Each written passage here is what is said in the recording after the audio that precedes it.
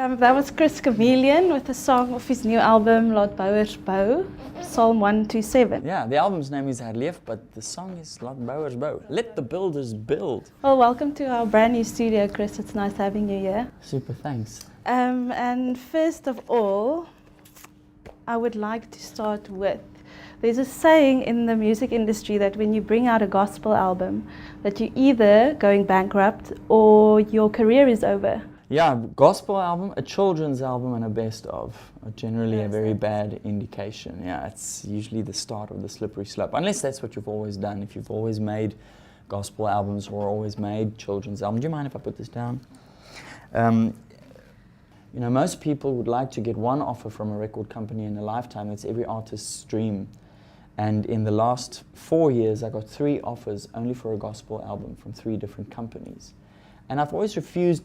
That was part of it, but also because when you make an album, it does become business. And for a business, you need to plan things, you need to manipulate things, certain things need to be heard, other things need to be concealed. And those are all terms or actions that are inappropriate for me in a spiritual sense. It doesn't belong, you know, from the Spirit you should speak freely. You should be like, hey, this is me and I don't care what I say because it's all good in here. But at the end of last year, Christian Art Media approached me. I felt it was the right company. They came with the right approach. I also felt ready for it myself. And then I set a challenge for them. I kind of forced myself into it because I set a challenge for them with my previous album, Droomland, which was me with the Drakensberg Boys Choir in the Sudwala Caves in Mpumalanga. And they met the challenge with flying colors, and I thought, yeah, these are the people, and that's how it came. Okay, awesome. Well, I mean, you've taken ancient psalms and hymns, and you've done it in your own way. How did you choose the songs? Which psalms, or how did you choose what would go on the album? I followed pretty much the same process as I did with the Ingrid Jonker compositions. Man, and it's hard to explain. I think most artists would have difficulty explaining how they arrive at the eventual work. But it literally is a thing of you page through the book. There are almost 500 to choose from in the Psalms and hymns. And you page through the book, and sometimes the words leap out of the page. They leap at you, and it's as if they grab you by the collar and say, play me. And there's something striking about the words, or you just pick up the guitar and immediately the music synchronizes and resonates with the message. And that's how you know. It's actually a very quick process. I composed the album in probably 2 weeks. Okay, so did it differ a lot from the way you approached the Ingrid Jonker album? No. Much the same? Yeah, very much the same project. Okay. Yeah. I mean, coming from your background, Boo, and to this point, it's quite a jump, I think. No, not really. I mean, most people, they wake up in the morning, a man is a husband to his wife. Then he is a father to his children. Then he goes to work, cusses on the way because someone cuts him off, gets to the job, and then it's all, you know, not obsequious, but, you know, he has a boss and he's collegial to his colleagues. And then after that, maybe he goes to the pub, he has a pint, his team wins or loses, in my case, because I scream for one of the lesser teams. And then Sunday he sits in church. And then and then he goes and he has dinner with grandma. So we all, as people, have these different capacities in which we completely live ourselves, but we manifest differently. And it's not about being two-faced or having a duplicitous character. It's just a matter of you show different colors. You know, if you come with the vibe you have with your boyfriend to your boss, you might not last long in the company, or really go really far, come to think of it. But the point I'm trying to make is that it's very natural in our average day-to-day lives to change, shift, and just choose a particular side of us which is inherent and genuine, and show that. And why not do that in art? Why decide in the beginning of your career that you're going to be a rock artist and commit to that, which means the career of most musicians is in fact more boring than the average day of a bank clerk. Okay, so I mean, but you obviously, did you grow up in a religious home? Yeah, absolutely. Is it a natural thing for you to? I was raised in the and confirmed in the Dutch Reformed Church, the Afrikaans Dutch Reformed Church, which is a fairly staid affair. Which really, when you look at this album, it's a very brave album. Some people, I have had feedback where some people have said, "Oh, you're selling out. How can you do that?" And I'm like, "Dude, have you listened to the album? Do you know what I've done to these tunes?" I think it was a big step, and it's going to challenge those who are used to only the traditional. Because you know the church organ is here in the church, and it's a large church, and the sound travels and it bounces against that wall and it comes back 2 seconds later. So basically, you start the psalm as quick as you can, because you know by the end you're going to be going really slowly. Cool. I mean, you're talking about the album and the music. I've heard some of it. Landpsalms is a big one for me that stood out. And I mean, how you got a lot of popular, well-known musicians to join you on the song, and how did that come about, and where did the idea come from? With writing songs, it can take anything from 3 minutes to 30 years to write a song. And Landpsalm was one of those. When I create, I often press record on the recorder, so that, because there are these little gems that occur every now and then, and I try to capture those. And I pushed record. When I saw this, it's actually a hymn, although I call it Landpsalm. It's a hymn. When I saw it, I thought, what lovely words, because it has this all-inclusive, it's something everyone can sing together. And me coming from, I matriculated in 1989, finished school in 1989, so I was raised in a completely different country than the one we've become. And to think that we all sat separated, each doing their own thing, and then we sang these hymns, not thinking that they were so all-inclusive, that it really was something for everybody. And I liked that about it. And then I started creating. I just picked a chord and I stuck with that, and I just held it and I held it and I sang. And I have that recording right here on my phone. The recording of me creating the song is what the final product became. And it took 3 minutes. The song is a 3-minute song, and it took 3 minutes to create it. And then I thought, well, dream on, How about someone like Lorika Rach starting it out for us? It was sort of a Manikisru, sort of rural feeling.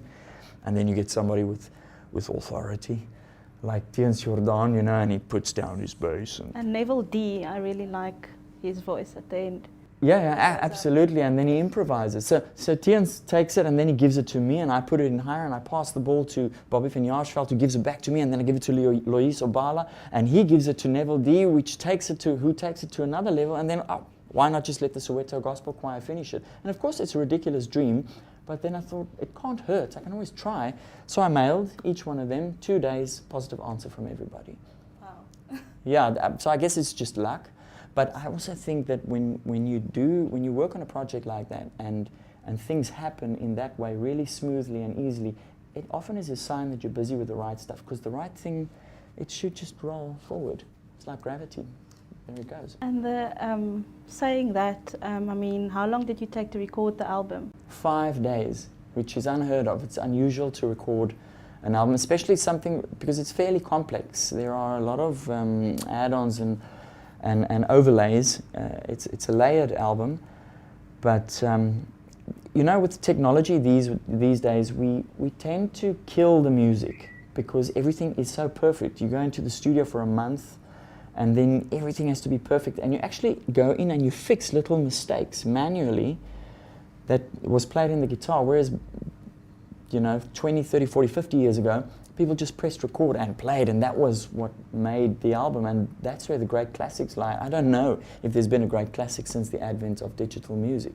And I wanted to capture something of that vibe. I couldn't record it analog, but I did get the musicians. They didn't know what was going to happen. Albert Frost, he said, it's like he's been looking at working with me for 24 years. And then I phoned him and I was like, hey, let's make a gospel album. He's like, Chris. Yeah, but then we went into the studios. I had very good musicians, musicians. Skalk, Albert. And Rian. They all know more about music than I do anyway. I'm just a vocalist. And Sunset Studios. At Sunset Studios in Stellenbosch. It's a beautiful setting. It's right there in the Cape Mountains, and it's such a gorgeous setting. It was hard not to go outside every 5 minutes. And it just came together perfectly as I wanted it to be, you know, 5 days into the studio and we had the album and that was it. And how did you guys work together? Anything interesting happened in the studio? Yeah, well, look, it was a very focused project because we had little time, so the pressure was high. Skalk usually was the first to be done with his stuff, and then he'd just sit there and gloat and say, "Oh, I'm so perfect, it's so hard, you guys." And they were like, "Can you do another one?" Another one, but mine was perfect, you know, that sort of. There was one moment where I sat in the director's chair, as it were, and the guys were in there laying a track, and I was very pleased with my input, and I was very pleased with how everything had come together, and I sort of leaned back and very self-satisfied, stretched and fell over on my chair, and I landed on my butt, and it was a very unglorious moment. But what I like about that is it reminded me of who's really the only important guy in that studio, and it's definitely not me. Okay, well, it's a good way to establish that. Yeah, sometimes we're just nudged in the right direction, even if it means we have to land on our backsides in the process. Okay, I also want to ask you, if you had to do this again, do you think there will be a similar album in the future? And like, who would you choose? Would you do poems again? Would you? I've already started working on my next album. Sorry, I can't sit still. I just got to do, and I'm working on a very exciting project at the moment. If this album works well, if it's well received, if there's a reason to make another one, I will, because there are almost 500 of those. I mean, 150 psalms and 400, almost 400 songs. So there really are a lot of them. So I could be making albums like this annually for the next 20 years, which is not at all a terrible prospect. I would actually enjoy that because it was so nice working with them. I might change some of the role players to give it a different feel every time. But yeah, it could happen. But yeah, I've started on the next album. Okay, well, that's great.